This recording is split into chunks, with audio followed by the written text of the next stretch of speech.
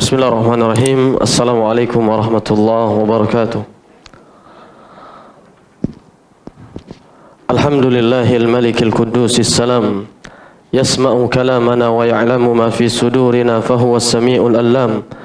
Akramana bidinil Islam wa akmala lana ad-din wa atamma alayna al-in'am. Takallama bil Qur'ani fahuwa khairul kalam. وأشهد أن لا إله إلا الله وحده لا شريك له المعبود الحق على الدوام وعد من استجاب للقرآن بالجنة دار السلام وتوعد من كفر به بجهنم وأشهد أن محمدا عبده ورسوله المبعوث رحمة للأنام تلا كتاب ربه حق التلاوة وقام به خير قيام من أعرض عن دينه تخبط في دياجير الظلام ومن عمل عملا ليس عليه أمره فهو رد مع الآثام صلى الله عليه وسلم أتم الصلاة وأزكى سلام ورضي الله عن آله وأصحابه الطيبين الأعلام ومن استنى بسنة النبي صلى الله عليه وسلم معتزا بها على مرور الأيام أما بعد أيها الأحبة إخواني وأحبتي في الله di Baitus Salam KL, wafaqanallahu wa iyyakum. Kita bersyukur kepada Allah. Wallahi di antara nikmat yang besar, yang banyak orang tidak menyadarinya adalah nikmat hidayah. Coba kita renungkan sejenak bagaimana Qarun punya harta, tapi dia binasa. Allah binasakan dia. Fir'aun punya tahta, kedudukan, jabatan, pangkat, tapi Allah binasakan dia. Haman punya kepandaian, skill, tapi juga Allah binasakan dia. Dan ternyata kebahagiaan itu bukanlah pada harta, bukan pada tahta, tapi kebahagiaan adalah pada hidayah. Ketika seseorang dia dekat dengan yang menciptakan kebahagiaan, Allah Subhanahu wa taala, maka dia berhak bahagia. Dan ini nikmat besar. Salah satu senandung bahagia penduduk surga yang Allah gambarkan dalam Al-Qur'an adalah wa qalul hamdulillahilladzi hadana li hadza. Nanti para penduduk surga ketika Allah telah masukkan mereka ke dalam surga, mereka akan bersenandung bahagia. Dan di antara yang mereka syukuri adalah nikmat hidayah. Alhamdulillahilladzi hadana li hadza wa ma kunna linahtadiya laula an hadana Allah. Segala puji bagi Allah yang telah memberikan kepada kami hidayah. Kalaulah bukan karena petunjuk dari Allah, mungkin kami tidak termasuk orang-orang yang mendapatkan hidayah. Sehingga siapapun orangnya, mau kaya dia, mau miskin, asal dia dekat dengan Allah, dekat dengan yang menciptakan hati kita, yang menciptakan kebahagiaan, maka dia berhak bahagia. Dan ini lebih adil. Kalau hanya pada harta, tidak adil, berarti hanya orang kaya saja yang berhak bahagia. Tapi dengan kebahagiaan itu terletak pada hati, lebih adil. Sehingga siapa saja, asalkan dia dekat dengan yang menciptakan kebahagiaan, Allah Subhanahu wa taala, maka dia berhak bahagia. Kalau ada orang di KL mengatakan bahagia adalah saat belanja tanpa perlu melihat harga, tanpa perlu lihat harga, saking banyak duitnya, maka sungguh dia belum merasakan bagaimana bahagia ketika membaca Al-Quran tanpa harus melihat mushaf. Kebahagiaan yang tidak bisa diungkapkan dengan kata-kata. Kemudian, ikhwah, tidak ada Allah bersumpah di dalam Al-Quran sebanyak 11 kali kecuali dalam satu surat. Surat apa? Asy-Syams. Mungkin sering kita baca wasyamsi waduhaha dan seterusnya sampai pada wa nafsi wa ma sawaha fa alhamaha fujuraha wa taqwaha, untuk menjelaskan sesuatu yang sangat penting tapi banyak orang tak perhatikan. Banyak orang tak fikirkan ini. Apa itu? Qad aflaha man zakkaha wa qad khaba man dassaha. Para ulama menyebutkan sebuah kaidah. Innallaha subhanahu wa ta'ala la yuqsimu illa bi amrin azim wa li amrin azim. Allah tidaklah bersumpah subhanahu wa ta'ala kecuali dengan sesuatu yang mulia untuk menjelaskan sesuatu yang mulia. Kalau dalam bahasa Arab, uslub qasam namanya, dalam bahasa Arab, sumpah itu digunakan untuk ketika setelah itu, lepas itu ada sesuatu yang sangat penting untuk disampaikan. Macam misalkan Nabi SAW bersabda, Wallahi alladhi la ilaha ghairuh, demi Allah yang tidak ada sesembahan yang benar kecuali Dia subhanahu wa ta'ala. Apa kata Nabi SAW? Inna ahadakum la ya'malu bi amali ahli al-jannah hatta ma yakunu bainahu wa bainaha illa dhira' fayasbiku alaihi al-kitab fayamalu bi amali ahli an-nar fayadkhuluha. Sesungguhnya demi Allah, nah setelah demi Allah itu pasti untuk menekankan, lepas itu ada sesuatu yang penting. Sesungguhnya ada di antara kalian orang yang melakukan amalan penduduk surga sebatas yang nampak oleh mata manusia, sampai saking dekatnya dia dengan surga tak ada lagi jarak, melainkan hanya satu hasta saja, satu hasta, tapi sekedar yang nampak oleh manusia. Lalu kemudian di akhir ayatnya Allah tutup dengan apa yang menjadi sesuatu yang disembunyikan selama ini. Nah, ini penting kita perhatikan bagaimana kita di hadapan Allah, bukan bagaimana kita di hadapan manusia. Kalau di hadapan manusia semua orang bisa menampakkan yang baik. Bahkan ada orang-orang yang Nabi SAW bisa takjub dan terpukau, terpesona kalau melihat mereka. Siapa mereka? Orang-orang munafik. Padahal mereka bersyahadat. Idza ja'akal munafiqun qalu nashhadu innaka la rasulullah. Syahadat.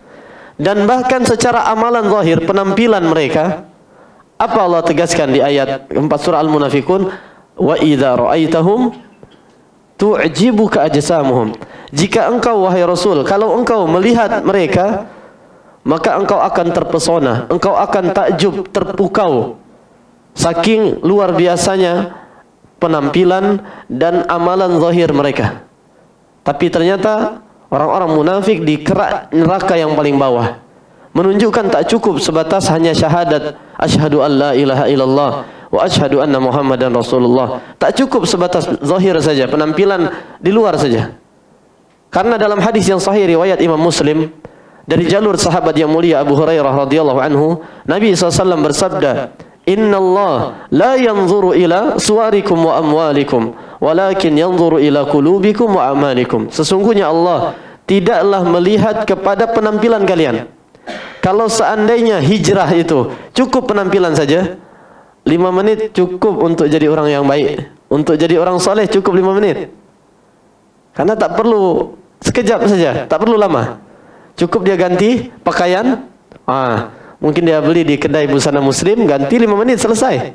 Kadang tak sampai 5 menit. Sudah cukup jadi orang baik. Kalau cukup sekedar penampilan, tapi ternyata tak cukup. Allah tidak melihat kita pada penampilan dan harta. Walakin akan tetapi yanzuru ila qulubikum wa a'malikum. Tapi yang Allah lihat adalah hati dan amalan kalian. Nah, dalam ayat di surat Asy-Syams, qad aflaha man zakkaha, sungguh telah beruntung seseorang yang dia mensucikan, mentazkiyah, tazkiyatun nafs, dalam artian membersihkan hatinya. Dia bersihkan jiwanya, dirinya dari dosa-dosa dan noda-noda. Wa qad khaba man dassaha, dan sungguh merugi, sungguh celaka dia yang mengotori jiwanya, mengotori hatinya. Lihat di ayat 9, ayat 10. Setelah dari ayat 1 sampai ayat 7 Allah bersumpah 11 kali. Terakhir di ayat 7 Allah tegaskan wa nafsi wa ma sawwaha, tentang jiwa. Lalu di ayat 8 fa alhamaha fujuraha wa taqwaha. Jadi setiap kita punya potensi untuk jadi orang yang baik, tapi ada juga potensi untuk jadi orang yang tidak baik. Ada kefajiran, ada ketakwaan. Inna hadainahu sabila imma syakira wa imma kafura. Sudah dijelaskan, ini jalan. Ini jalan kebaikan menuju surga, ini jalan keburukan menuju neraka. Kalau ada orang yang memilih jalan kebaikan termasuk membersihkan hati, qad aflaha. Allah tegaskan. Sungguh dalam banyak ayat Allah pakai qad aflaha. Qad aflahal mu'minun alladzina hum fi salatihim khashi'un walladzina hum 'anil lagwi mu'ridun walladzina hum lizakati fa'ilun walladzina hum li furujihim hafizun illa 'ala azwajihim aw ma malakat aymanuhum fa innahum ghairu malumin faman ibtagha wara'a dzalika fa ulaika humul 'adun walladzina hum li amanatihim wa ahdihim ra'un walladzina hum 'ala salawatihim yuhafizun ulaika humul warithun alladzina yarithuna al-firdausa hum fiha khalidun. Intinya menjelaskan bahwa kalau sudah ada qad aflaha dalam bahasa Arab, kalau sudah ada qad tu siap tu ada fi'il madhi untuk menunjukkan sesuatu yang jelas. Apalagi ini ayat firman Allah menunjukkan kalau setiap ada qad aflaha berarti surga pada akhirnya. Karena di ayat 10 dan ayat 11 ulaika humul warithun alladzina yarithuna al-firdausa hum fiha khalidun. Diawali dengan qad aflaha. Ini pun demikian. Qad aflaha man zakkaha. Sungguh beruntung orang yang membersihkan hatinya. Jadi tak cukup sekedar ngaji, kita kenal sunnah, mengenal hidayah, manhaj salaf, sebatas ganti penampilan saja. Tak cukup. Maka bagaimana kita semakin mengaji, semakin hati kita ini menjadi hati yang bersih. Akan ada hari, kata Allah dalam surat Asy-Syu'ara, Allah tegaskan, yauma la yanfa'u malu wala banun illa man atallaha biqalbin salim. Ingatlah suatu hari, hari kiamat nanti. Di hari itu tak lagi bermanfaat harta dan keturunan, tak lagi ada gunanya. Illa man atallaha biqalbin salim, kecuali seseorang yang menghadap Allah membawa hati yang selamat. Membawa hati yang selamat. Jangan sampai ikhwah, semakin lama kita mengaji, harusnya semakin khusyuk kita. Dalam beribadah itu harusnya semakin khusyuk, hati kita semakin lembut, semakin mudah tersentuh oleh Al-Quran. Harusnya semakin lama mengenal sunnah, lisan kita semakin basah dengan Al-Quran. Allah tegaskan ini dalam ayat 16 surat Al-Hadid. Alam ya'ni lilladzina amanu an takhsha'a qulubuhum li dzikrillah wa ma nazala minal haqq. Tidakkah sudah tiba waktunya? Bukankah sudah sampai waktunya bagi orang-orang yang beriman? Harusnya semakin lama mereka mengaji, semakin lama mereka mengenal sunnah, semakin lama mereka mengenal hidayah Al-Quran dan sunnah, harusnya hati mereka semakin khusyuk. Harusnya mereka semakin lembut hati itu. Karena Al-Quran dan karena mengingat Allah, karena ilmu syar'i. Lalu Allah lanjutkan masih di ayat 16 surah Al-Hadid. Wala yakunu kalladzina utul kitaba min qabl fatala alaihimul amadu faqasat qulubuhum wa katsirun minhum fasiqun. Janganlah mereka seperti ahlul kitab sebelum mereka. Macam mana tuh? Yang semakin lama mengaji, semakin lama mengenal hidayah, justru hati mereka semakin keras. Ini dicela oleh Allah, dilarang. Di awal sudah ditegaskan harusnya sudah, kalau semakin lama mengaji itu semakin khusyuk. Jangan seperti ahlul kitab.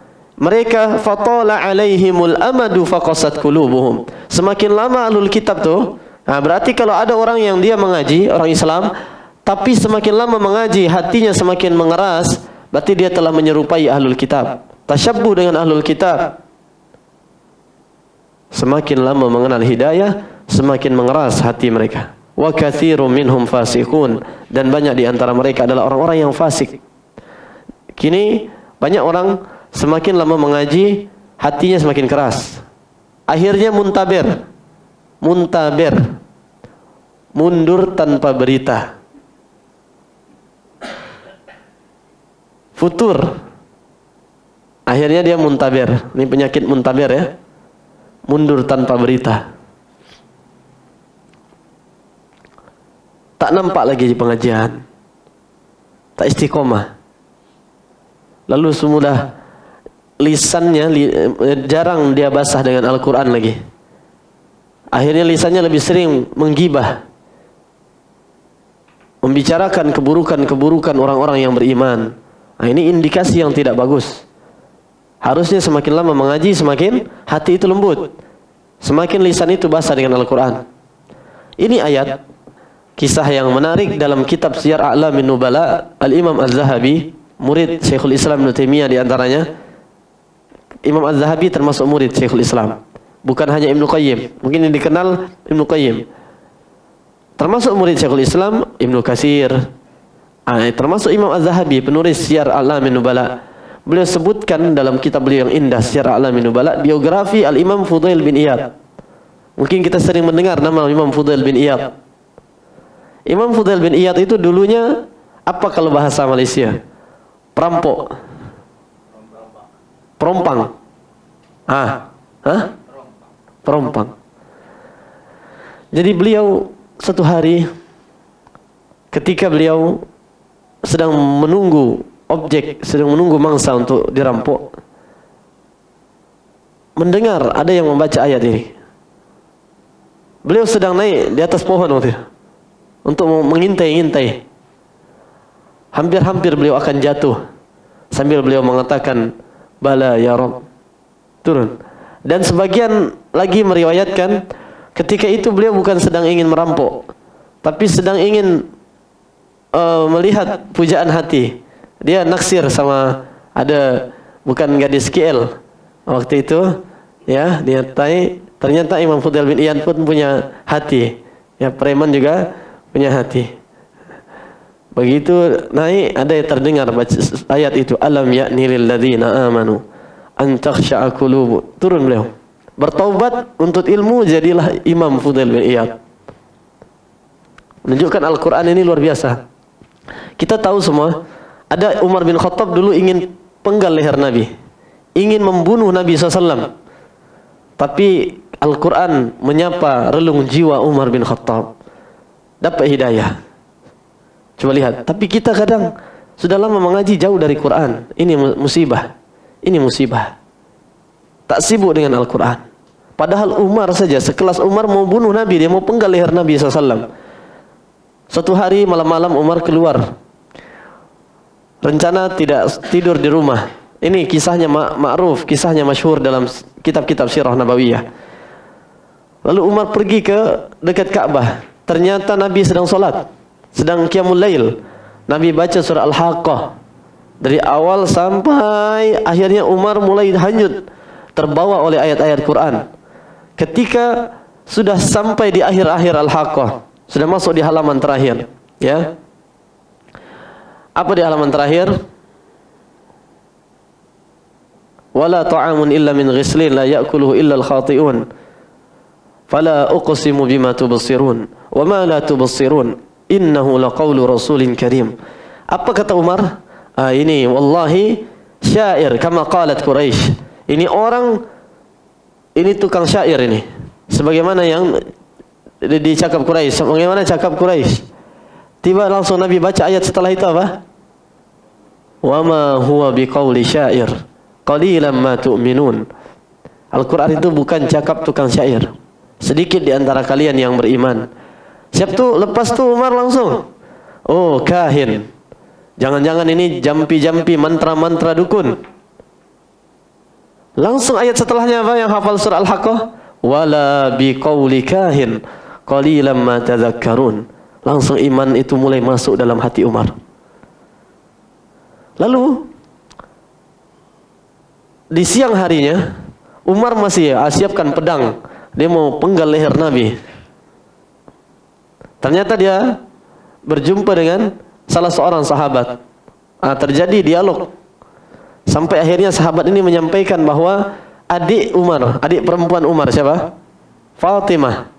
Umar punya adik perempuan yang bernama Fatimah. Bukan anak Nabi, nama anak Nabi nanti Fatimah ada juga. Tapi ini adik perempuan Umar. Bersama dengan suaminya. Ternyata sudah beriman. Oh, ternyata Umar emosi langsung. Lepas itu Umar pergi ke rumah adiknya. Ternyata sedang ada Khabbab radhiyallahu anhu Ibnul Ard. Sedang bacakan lembaran-lembaran yang isinya adalah Al-Quran. Ketika mendengar suara Umar, Fatimah dan suaminya meminta Khabbab untuk bersembunyi. Ternyata Masuk Umar langsung tampar adiknya. Tang. Langsung pukul suami dari adiknya tadi. Sampai berdarah-darah. Akhirnya Umar menyesal dan malu. Dia apa yang telah dia perbuat nih? Menyesal dia. Adiknya pun akhirnya terang-terang depan Umar untuk bersyahadat. Macam mana kalau seandainya kebenaran memang bukan pada keyakinan kita yang dulu? Macam mana kalau kebenaran itu bukan pada keyakinan yang dulu kita yakini? Asyhadu an la ilaha illallah wa asyhadu anna Muhammadan Rasulullah. Fatimah jelas-jelas di depan Umar. Tak mampu lagi Umar cakap apa-apa. Nah, di saat itu Umar bergetar dan Umar minta, mana lembaran-lembaran tadi? Akhirnya keluar Khabbab. Absyir ya Umar. Bergembiralah, berbahagialah wahai Umar. Terharu. Arju an takuna da'watar Rasul sallallahu alaihi wasallam. Aku berharap engkau adalah bentuk pengkabulan doa Rasul sallallahu alaihi wasallam. Aku mendengar Rasul di dalam keheningan malam. Rasul SAW menangis mendoakanmu wahai Umar. Allahumma a'izzal Islam bi Umar bin Khattab. Ya Allah, muliakanlah Islam dengan Umar bin Khattab. Saya mau tanya, Umar ketika itu sudah muslim atau masih kafir? Boleh tak mendoakan orang kafir hidayah? Ini pelajaran tauhid nih. Boleh tak? Boleh. Yang tak boleh itu mendoakan orang kafir yang sudah meninggal dengan meminta ampunan, tak boleh. Karena dia meninggal di atas kekafiran. Tapi mendoakan orang kafir supaya dapat hidayah, boleh tak? Ini dalilnya. Ini dalilnya. Kisah yang sahih. Nabi mendoakan Umar. Pertanyaan berikutnya. Kalau orang kafir saja boleh didoakan, saudara kita sesama muslim boleh tak didoakan? Lagi boleh. Lebih boleh. Nabi SAW bersabda, dan ini termasuk doa yang merupakan sunnah yang terabaikan. Banyak orang tinggalkan sunnah ini. Apa itu? Mendoakan orang lain tanpa sepengetahuan orang yang didoakan. Nabi SAW bersabda, da'watul mar'il muslim li akhihi bi dhahril ghaib mustajabah. Doa seorang muslim untuk saudaranya tanpa sepengetahuan yang didoakan itu doa yang dikabulkan. Saya tuliskan dalam sebuah bait syair, akhi du'a'u muslimin li muslimi bi dhahri ghaibin mustajabun fa'anami. Saudaraku, doa kita untuk orang lain tanpa dia tahu, maka ini adalah doa yang mustajab. Cuman banyak di antara kita tak amalkan sunnah ini. Kadang justru saudaranya digibahi. Macam mana tuh? Padahal kita tadi sudah jawab, orang kafir boleh didoakan hidayah. Kalau orang muslim lagi boleh. Lebih boleh lagi. Harusnya kita yang semakin mengaji, semakin amalkan sunnah ini. Baik. Oleh karena itu, ketika kita tahu bahwa ternyata Islam tidak hanya memperhatikan penampilan. Kalau penampilan orang-orang munafik, penampilan luar biasa. Di Quran disebutkan Nabi bisa terpukau dan terpesona dengan penampilan mereka. Tapi ternyata mereka di neraka. Harusnya kalau cukup penampilan, harusnya orang munafik di surga lah. Iya kan? Nabi saja bisa dibuat terpesona. Apa? Terpesona paham ya? Bahasa Indonesia. Melayu ini mantap. Kalau bahasa tulisan, Masya Allah, indah estetika. Tapi pas cakap, tipis-tipis ya. Sikit saja. Baik. Jadi renungan untuk kita, yang Allah lihat itu bukan apa brand atau merek dari pakaian kita. Oh, kalau mereknya ini mantap nih. Apalagi latah. Dia nampak ada ustaz-ustaz sunnah, dia pakai jubah merek itu. Kalau pakai merek ini sudah mantap nih. Nampaknya mungkin jamin surga nih. Tak demikian. Tak macam tu. Karena bukan penampilan yang Allah lihat. Innallaha la yanzuru ila suwarikum wa amwalikum. Allah tak lihat penampilan. Allah tak lihat harta kita. Allah tak lihat berapa lama kita mengaji. Tak lihat itu. Tapi bagaimana akhir kehidupan kita, bagaimana hati kita, bagaimana amalan kita. Maka jangan sampai kita menampakkan kesolehan di tengah keramaian, tapi kita menjadi sahabat iblis tatkala sendirian. Maka penting kita untuk memperhatikan amalan hati. Kita akan masuk kepada kaidah-kaidah dituliskan oleh Syekh Profesor Dr. Abdul Razak Al-Badr hafizahullah. Dia kitab berbahasa Arab, tapi saya buat di sini inti pembahasan saja. Karena tak mungkin cukup hanya sekedar dari jam 9:30 sampai jam 1:30 untuk membahas satu kitab Jadi kita ambil kaidah itu sudah kita buat di atas tuh al-qaidatul ula. Kaidah yang pertama. At-tauhid aslu ma tazku bihin nufus. Tauhid dan keikhlasan adalah asas tazkiyatun nafs. Artinya, sekarang saya tanya dulu. Apa rukun Islam yang pertama? Syahadat. Kenapa tak salat? Baik dalam hadis-hadis sahih dalam Quran, kenapa tak salat? Yang jadi rukun Islam pertama. Ada sebuah pertanyaan yang muncul. Nabi SAW bersabda dalam hadis panjang, hadis Jibril, ketika ditanya, akhbirni anil Islam. Wahai Rasul, kabarkan kepadaku tentang Islam. Apa itu Islam? Al-Islam an tashhada an la ilaha illallah wa anna Muhammadan Rasulullah wa tuqimas salah wa tu'tiyaz zakah wa tasuma Ramadan wa an tahujjal bait in istata'ta ilaihi sabila. Macam itu pula dalam hadis Ibnu Umar, bunyal Islam ala khams. Di Islam dibangun di atas 5 pondasi, 5 rukun. Nah, disebut yang pertama syahadat. Kenapa? Karena dia asas. Tak ada gunanya salat, tak ada gunanya zakat, tak ada gunanya puasa, tak ada gunanya haji kalau tidak di atas tauhid dan ikhlas. Sehingga dijadikan ini penting pondasinya. Kita mau bangun rumah tanpa pondasi macam mana kira-kira? Macam mana kira-kira kalau ada rumah tanpa pondasi? Tak kokoh, mungkin roboh. Syahadat la ilaha illallah, konsekuensinya adalah ikhlas, tauhid. Macam mana kita beramal kalau pergi umrah? Jangan selfie-selfie. Kunu salafiyin wala takunu selfiyin. Jadilah pengikut salaf, jangan tukang selfie. Kadang sebagian orang nih pergi ini, misalkan Ka'bah kan, dia berdoa macam ni untuk difoto. Ini Ka'bah. Ini macam mana doa menghadap Ka'bah, bukan membelakangi Ka'bah, supaya dapat foto keren. Nampak Ka'bah, nampak pula tower Zam-Zam. Ya. Kadang-kadang yang sudah mengaji pun latah, dia ikut-ikutan. Jadi bukan menjadi salafiyun tapi selfiyun. Jadi misalkan dia punya nama Muhammad as-Selfie, bukan as-Salafi. Allahul musta'an. Padahal ikhlas adalah asas tazkiyatun nafs. Tauhid ini adalah pondasi. Bahkan solat tak diterima tanpa tauhid. Ini harus dipahami. Baru nanti konsekuensi dari syahadat yang kedua, asyhadu anna Muhammadan abduhu wa rasuluh, adalah mutaba'ah, ittiba. Konsekuensi dari syahadat yang kedua adalah macam mana kita mengikuti Nabi SAW. Tapi itu adalah yang kedua. Yang pertama tetap ikhlas. Makanya ikhwah, Abdullah bin Mas'ud ketika suatu hari menyampaikan tentang macam mana kita ini supaya ikhlas, beliau membuat perumpamaan, analogi, permisalan.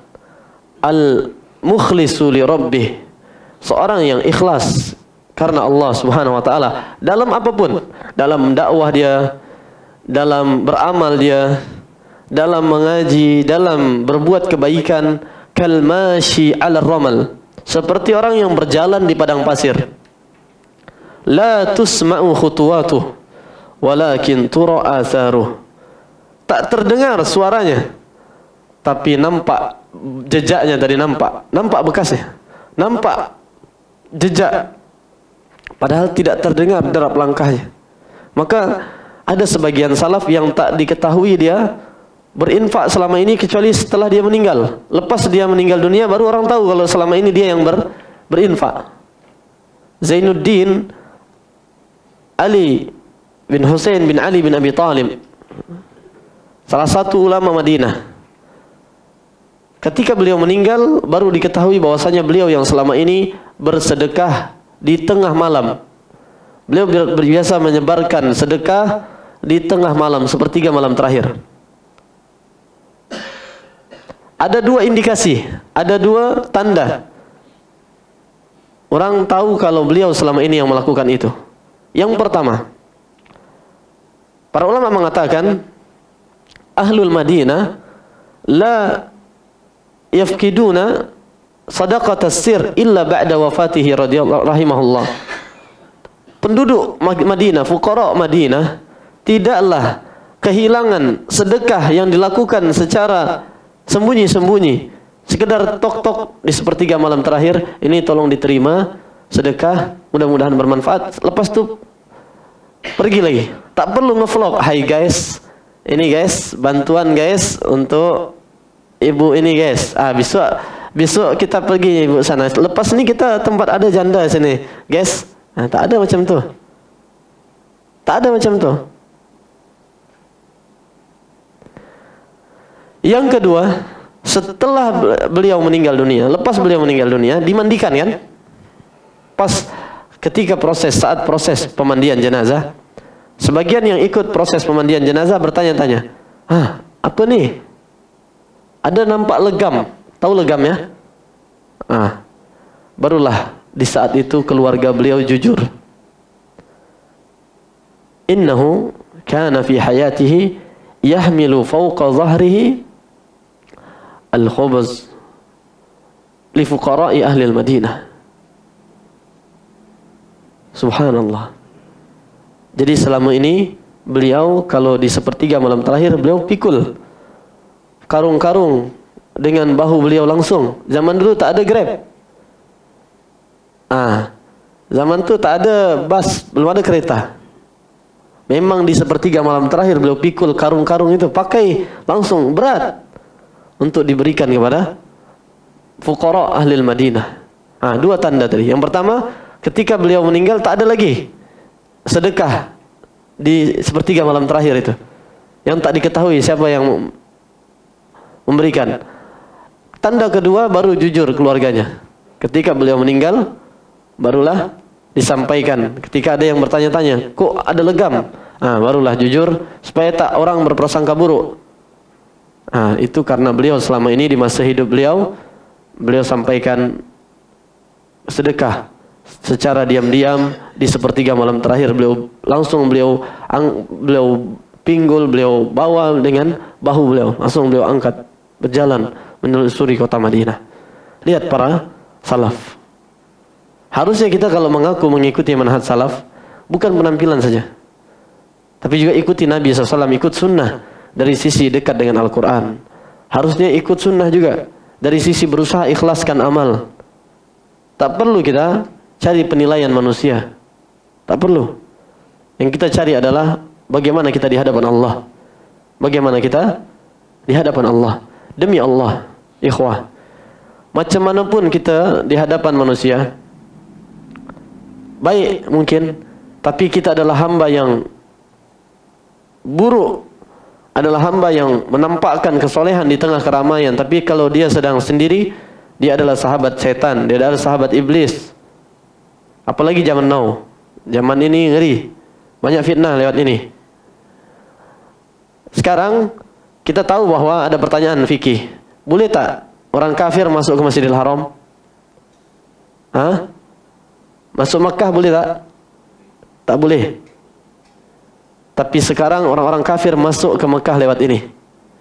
Bahkan ada jamaah umroh yang dia main game online, ada jamaah umroh yang judi online, ada jamaah umroh yang nonton porno, padahal dia sedang di Makkah. Padahal dia sedang di Makkah. Maka ini zaman kita zaman fitnah. Dulu ketika Uqbah bin Amir, salah seorang sahabat, bertanya kepada Nabi SAW, "Ya Rasulullah, man najah?" Wahai Rasulullah, apa jalan keselamatan nih? Apa kata Nabi SAW? "Amsik alaika lisanak, wal yas'aka baituk, wabki ala khati'atik." Tahan lisanmu. Kalau di zaman kita sekarang, tahan jari. Jangan share-share saja sembarangan. Ya? Jangan sembarang cakap. Kalau zaman dulu, sembarang cakap mungkin berapa hari, berapa bulan baru tersebar. Karena dia nak perlu proses. Kini hanya detik bisa langsung satu Malaysia, bukan Indonesia, bahkan dunia. Tahan tuh, lebih selamat. Yang kedua, jadikan rumahmu terasa nyaman. Walaupun mungkin 7S sangat sempit sekali sehingga selonjor saja susah. tapi harus terasa nyaman. Tak usah banyak keluar kalau tak ada keperluan. Lebih selamat pandangan kita. Tak usah sering-sering ke bandara. Tak usah sering-sering pergi ke tempat-tempat rekreasi. Kalau memang anak istri ajak untuk membahagiakan tak apa. Di zaman itu kalau ingin selamat di rumah saja. Tak usah banyak keluar. Tapi di zaman sekarang ada orang di rumah, bahkan di dalam kamar, dia bisa melakukan maksiat yang lebih parah daripada orang yang di luar. Iya tak? Dia bisa melihat maksiat, dia bisa lihat porno telanjang bulat yang orang di luar tak lihat. Maka perlu tauhid. Dan tauhid adalah asas dari tazkiyatun nafs. Karena tauhid ini luas, termasuk merasa diawasi oleh Allah. Tauhid tak? Tauhid bukan? Tauhid merasa diawasi oleh Allah. Innallaha kana 'alaikum raqibah. Allah Maha mengawasi kalian. Innallaha sami'un basir. Allah Maha mendengar, Allah Maha melihat. Macam ketika Ibnu Umar pulang dari perjalanan. Dia bawa sebagian sahabat, ketika itu kelaparan. Di zaman itu belum ada nasi lemak. Tak ada roti canai. Tak ada mie goreng mamak. Tak ada. Tak ada nasi padang. Ya. Perjalanan panjang, kelaparan. Akhirnya melihat seorang penggembala kecil, ya, masih berusia belia, anak muda. Dia punya beberapa domba, ternyata dia adalah seorang hamba sahaya, seorang budak. Lalu Ibnu Umar tak tahu, dia sampaikan, "Bi'na min hadhihi syah." Tolong juallah kepada kami beberapa ekor domba ini, beberapa ekor kambing ini. Kami kelaparan, kami kehabisan perbekalan. Boleh, boleh tak? Kami beli. Apa kata pemuda tadi? Inni abdun mamluk. Aku hanyalah seorang hamba sahaya. Ini semua kambing dan domba-domba ini milik tuanku, bukan punya saya. Ibnu Umar pun terdiam dan melihat kejujuran yang luar biasa. Padahal tuannya tak ada. Dia sendirian. Tak ada yang lihat. Apa Ibnu Umar lakukan? Dia tes. Dia kasih tes keimanan dan tauhidnya. Kullil malik akalahu dhi'ib. Sudah, cakaplah nanti ke tuanmu, itu dimakan oleh serigala. Apa serigala bahasa Malaysia? Serigala. Kan mungkin sekali. Kami pernah tinggal di negeri Yaman sekitar 4 tahun, kita tahu orang-orang Arab Badui itu kalau menggembala kambing-kambing itu banyak. Ustaz ya? Banyak. Waktu kami tinggal di Saudi, begitu juga ternyata. Di Saudi pun masih ada orang Badui. Dia punya gembala onta, punya juga kambing. Mungkin tak kalau dimakan serigala 1 atau 2 ekor? Mungkin sekali. Apa kata pemuda ini? In qultu lil malik akalahu adh-dhi'bu famadha aqulu lillah. Jika aku katakan kepada tuanku dimakan serigala, lalu apa yang akan aku katakan kepada Allah? Subhanallah. Tauhid adalah asas tazkiyatun nafs. Lihat, langsung Ibnu Umar menangis dan memerdekakan budak tadi, singkat cerita, lalu mengatakan sambil menangis, kalimatan a'taqadka fid dunya as'alullah an tu'tiqaka yawma liqa'ihi subhanahu wa ta'ala. Ucapan, cakap yang telah membuatmu merdeka di dunia, semoga Allah bebaskan engkau dari api neraka kelak di yaumul qiyamah. Suatu hari Umar bin Khattab sedang berjalan mengelilingi kota Madinah. Malam-malam, biasa Umar, Masya Allah, ketika menjadi Amirul Mukminin, patroli. Dia keliling, dia cek macam mana kondisi rakyatnya. Pada suatu malam terdengar suara, umzujil labana bil ma'. Campurkanlah susu itu dengan air. Campur sajalah. Apa maksudnya nih? Supaya apa? Supaya nampak kelihatan banyak dan tak akan tahu orang, kecuali susu dikasih minyak sayur, tahu, nampak dia, ya kan? Atau dikasih Batu nampak karena campurannya heterogen. Ini air dan susu homogen. Ketika disatukan tak nampak. Apa kata seorang gadis kepada orang tuanya? Tak boleh, tak boleh. Bukankah Amirul Mukminin Umar sering menyampaikan di zaman Umar itu tegas. Bahkan Umar tak bolehkan berada di pasar orang yang tak paham fikih muamalah. La yadkhulanna fi suqina man lam yatafaqqah fi dinillah. Tak boleh masuk ke pasar-pasar kami berjualan yang tak paham fikih muamalah. Tegas Umar. Umar sangat tegas. Sering sampaikan ini haram, ini tak boleh. Apa kata orang tuanya? Inna Umar la yarana. Sungguhnya Umar tak melihat kita. Sudah, kerjakan saja. Tak boleh taat kepada orang tua kalau dalam maksiat. Anak tak boleh taat kepada orang tua dalam maksiat. Innama ta'a fil ma'ruf la ta'ata lil makhluq fi maksiatil khaliq. Ketaatan itu dalam hal yang ma'ruf. Tak boleh taat kepada siapapun kalau dalam maksiat. Kalau orang tua suruh beli narkoba dadah, tak boleh. Nah, kalau dadah yang dadah itu boleh, tak apa. Tapi kalau dadah narkoba, tak boleh. Walaupun orang tua yang suruh, tak boleh. Kenapa?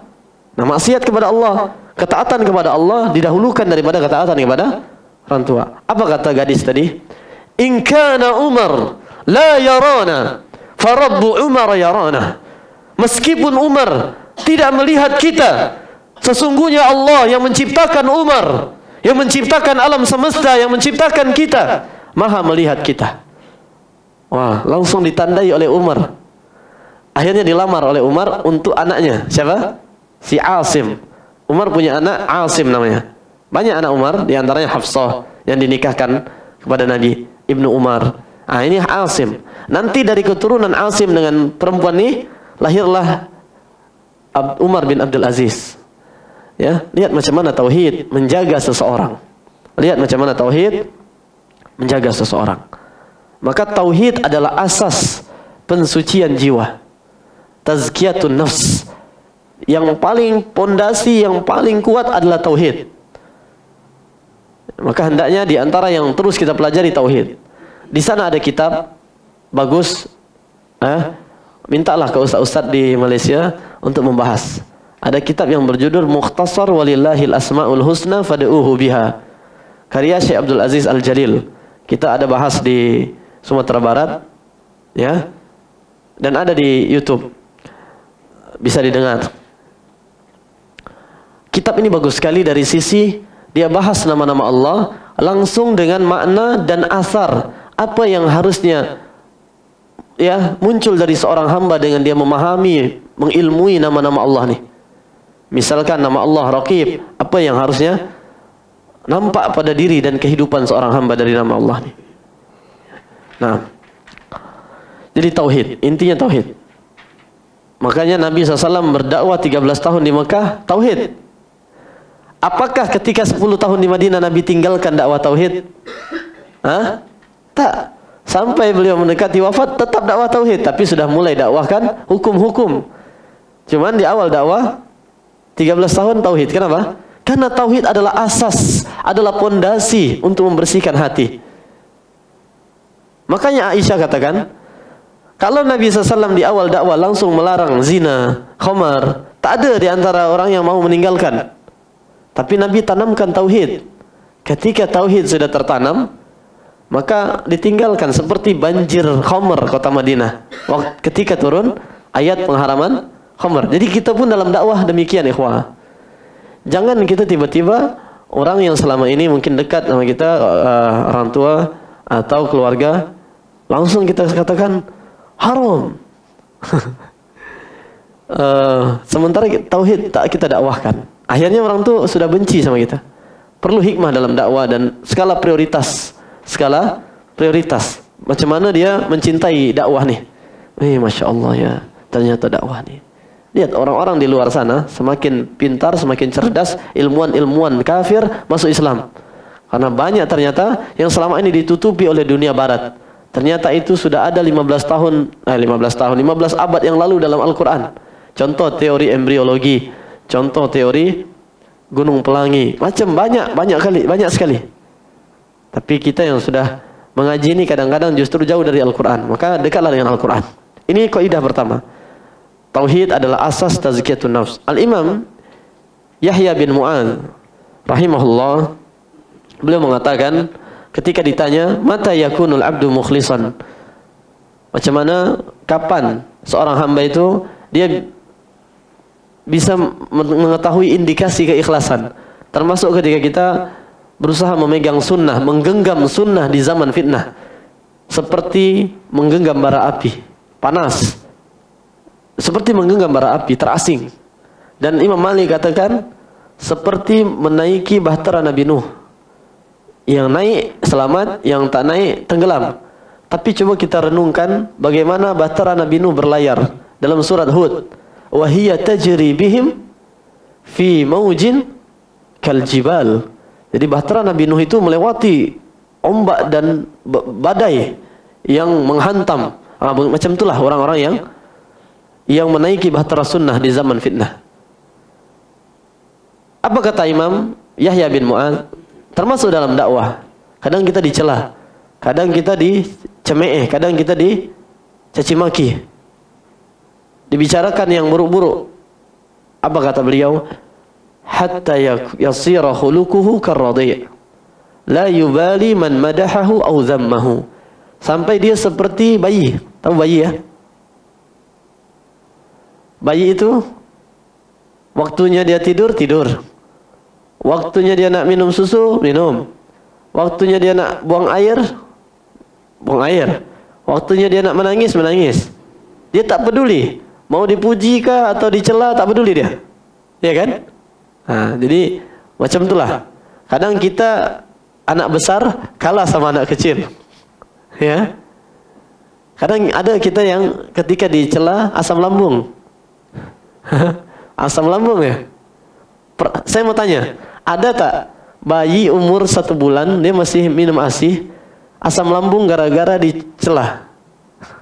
Dasar kamu begini, begini, begini. Ada enggak berita di surat kabar Malaysia, ya, ada seorang bayi berusia 1 minggu terkena asam lambung gara-gara dicaci maki? Ada tak? Pernah tak? Tak pernah. Tapi banyak tak anak besar, bukan anak kecil ya? Ada anak besar, bukan hanya anak besar, anak tua, yang dia asam lambung gara-gara omongan orang, gara-gara mulut orang. Banyak, banyak. Ada sebagian. Kenapa? Karena kita tauhid kita masih bermasalah. Kita masih mencari penilaian manusia, bukan penilaian Allah. Tauhid kita bermasalah. Padahal kita tahu, kalaupun kita ganti nama, pergi ke mahkamah ganti nama. Misalkan, antum siapa nama antum? Faris, ganti nama jadi Maksum, tetap tak maksum. Kalaupun diganti nama jadi Selamat, dia tetap tak selamat dari kekurangan, ya kan? Tak selamat dari omongan, dari mulut manusia, tak akan selamat. Allah dan Nabi SAW saja selamat tak? Tak selamat. Apakah semua orang pro kepada Nabi atau ada yang kontra? Ada yang kontra, bahkan Abu Jahal, Abu Lahab.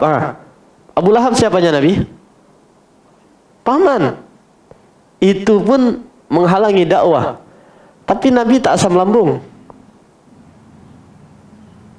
Tapi banyak yang ikut Nabi ini kena asam lambung gara-gara mulut manusia. Maka jadilah hamba Allah, jangan menjadi hamba mulut manusia. Karena kalau kita jadi hamba mulut manusia, yang ini oke, yang ini tak oke. Kita ikut yang ini, yang ini gantian tak oke. Tak bisa, tak akan semua orang ridho kepada kita. Meskipun namanya ridho, dia belum tentu ridho sama antum, walaupun namanya ridho. Jadi, jadilah hamba Allah. Ini tauhid adalah asas tazkiyatun nafs. Kita masuk ke kaidah kedua. Roti canai. Oh ya, saya jadi ingat kalau di Saudi itu, kalau terlalu lama tak dimakan, bisa untuk lempar kambing, teriak kambingnya. Ya. Kita makan roti canai dulu sama-sama. Tapi sama-sama kan? Ya. Kalau anak sendiri anak tidak mau, tapi kalau sama-sama mau. Jadi kenangan nanti pernah makan roti canai sama-sama di Baitul Salam.